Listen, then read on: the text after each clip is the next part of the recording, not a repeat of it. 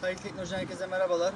Bugün BMW 520 aracımızın arıza tespit cihazlarını ve immobilizer hatasını resetleme işlemini gerçekleştireceğiz. Bu işlemleri ThinkTool Master X cihazımız ile yapacağız. Aracımıza geçelim.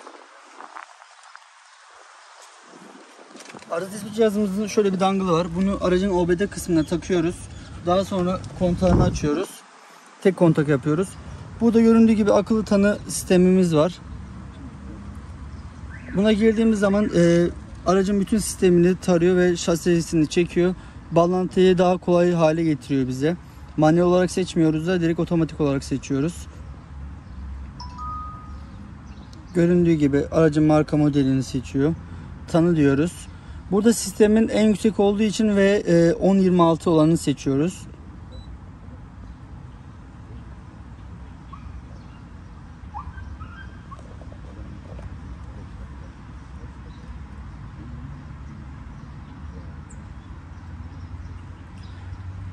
Burada gördüğünüz gibi aracın şasi numarasını, kilometresini, model olan F10, F20 veya F30 olduğunu buradan direkt görüyorsunuz. Serisinin 520 olduğunu söylemiştik. Seriyi görebiliyoruz. Long olan ne taraftan, soldan direksiyonlu mu, sağdan direksiyonlu mu, bunların hepsini detaylı bir şekilde görebiliyoruz. Bir sonraki adım diyoruz. Şu an tek tek modüllerin hepsini tarıyor. Arızaların nereden, hangi modülde arıza var tek tek gösteriyor. Göründüğü gibi şu an modül listesini çıkartıyor.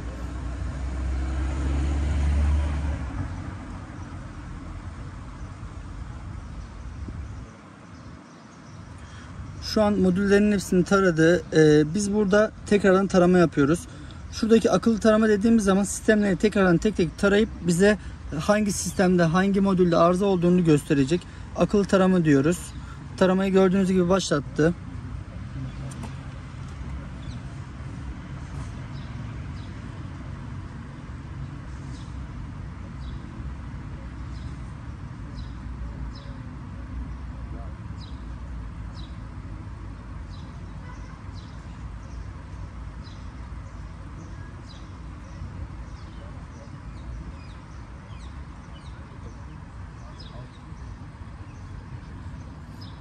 Buradan isterseniz rapor özelliği var. Cihazımızın hemen arkasında yazıcıyı takıp bu raporları müşterinize iletebilmeniz için hangi sistemde hangi hata var bunları gösterebilmek için rapor özelliği var. Şu an biz rapor özelliğini yapmayacağız. Göründüğü gibi bütün sistemleri tarandı. Hata olan yerlerin kırmızı şekilde gösteriyor. Normal hatasız düzgün çalışan modülleri de yeşil olarak gösteriyor. Buradan isterseniz şuradan başlayalım. ZGM modülünde 3 tane hatamız var. Buradan görebiliyorsunuz. Şu an cihazımız Türkçe. Bunu İngilizce de yapabilirsiniz. Farklı dillerde kullanabilirsiniz. Çeviri özelliğimiz var ekstradan. ZGM modülünde 3 hata olduğunu gösteriyor. TCM modülüne girelim. Bunda tek hata. PDC bölümüne girelim, modülüne. Göründüğü gibi hata ve hata kodlarını rahat bir şekilde görebiliyorsunuz. Şu şekilde. ECM'ye girelim, motor beynimize. Gördüğünüz gibi. FAS bölümüne girelim. JBF modülüne girelim. FRM modülüne girelim. Burada 6 hatamız gözüküyor göründüğü gibi kodlarıyla beraber. Ve JAS'a girelim. JAS modülüne.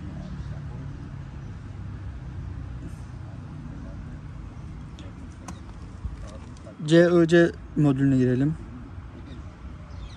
Ve şu özelliği var. Mesela işiniz motor bölümünde uğraşıyorsanız, motor mekanikseniz ECM tarafına girdiğiniz zaman arızaları rahat ve görebilmeniz için girin kısmı var. Girin kısmına bağlandığınız zaman bunu her modülde yapabiliyorsunuz bu arada. Sadece ECM'de değil.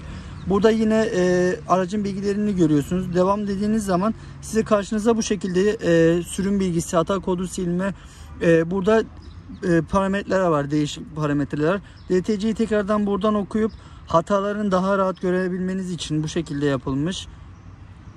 Burada veri akışı oku dediğimiz zaman Diyotnos'un sorgulamalarını falan görebiliyorsunuz. Hangi, ne zaman yapıldı en son sorgulamalar, bunları rahatlıkla görebiliyorsunuz. Biz buradan çıkalım. Burada direkt şu an bütün modülleri tek tek temizledik. Temizleme işlemini yapacağız. Yani arıza silme işlemlerini yapacağız. Burada gördüğünüz gibi hemen sağ tarafında arıza kodları temizleme bölümü var. Buna girelim. Şu an işlemi başlatıyor. Bütün arıza kodlarını tek tek siliyor. Ve bize en son aktif olan arızaları tekrar bize gösterir mi göstermez mi, bunu hep birlikte göreceğiz. Burada tamam diyoruz. Şu an silme işlemini başlattı. Önce tekrardan bütün hataları taradı. Hangi sistemin hangi hataların olduğunu anladı ve silme işlemini bize onaylayarak yapıyor. Yine rapor tarafına geçtik. Raporda sildiğine dahil hangi sistemde hatalar olduğunu ve sildiğine dair gösterdiği rapor şekilde. Bunu dediğim gibi aracın arka tarafı cihazın arka tarafına yerleştirdiğiniz yazıcı ile çıkartabiliyorsunuz. Şu an bütün sistemi taradı. Sistemi tüm şekilde taramıştık. Şimdi immobilizer hatasını, resetlemesini göstereceğim arkadaşlar. Burada özel özellikler bölümü var. Burada gövde kısmında, yani gövde fonksiyonunu seçip buradaki merkezi anahtarın kilitlenmesi ve serbest bırakılması fonksiyonu var. Ve merkezi anahtar kişileştirme ve verilerini değiştirme fonksiyonu var. Şimdi biz ikisini de yapacağız. Hem de size göstermek için. Burada kişileştirme numarası göstergesi, uzaktan kumandaya kişileştirme numarası aktarımı diye böyle fonksiyonlarımız var bu şekilde. Bunların hepsini yaptığımız zaman girilmesi veya değiştirilmesi, F3'e gireceğiz biz. Devam diyeceğiz.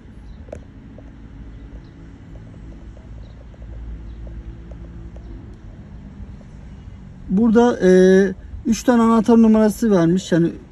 Yani zaten 3 tane kodlama yapılmış, onu gösteriyor.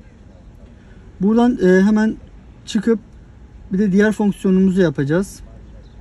O da merkezi anahtarın kilitlemesi ve serbest bırakılmasıydı.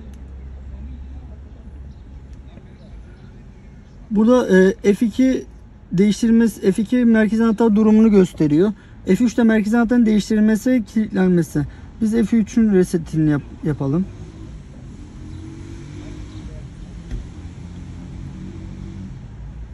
Şu an yapıyor. Tekrar devam diyorum.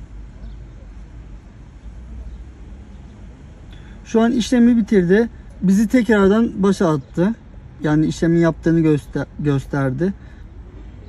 Şöyle geri tuşunu direkt çıkartabiliriz.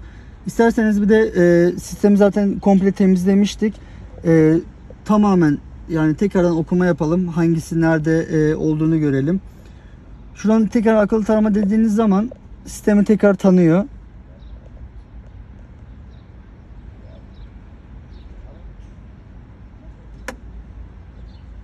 Şu an mesela bir tane hatayı gördü, buldu ve ECM tarafına da buldu. Büyük ihtimal bunlar aktif hatalar olduğu için mutlaka ustalara göstermemiz gerektiğini, bir servise gidilmesi gerektiğini söylüyor bize. Rapor tarafı çıktı yine. ECM'ye bir girelim bakalım hatalarımızın ne olduğunu. Tribülatör kapakları kinematik aşınmış veya kol kırılmış. Bunu aktif olarak verdiği için bunun değiştirilmesini ve işte tamirini yapılmasını gerektiğini bize söylüyor. Bir de JBF modülüne girelim. Daire sizici hatası. Bu da büyük ihtimal beyin diye düşünüyorum. Tam hakim değilim. Tekrardan bir silelim. Aracımızı öyle teslim edelim müşterimize. Şu an silmeyi yaptı. Ve şu an herhangi bir hata olmadığını görüyorsunuz zaten. Site Teknoloji'yi takip edin. Bir sonraki videoda görüşmek üzere. Hoşça kalın.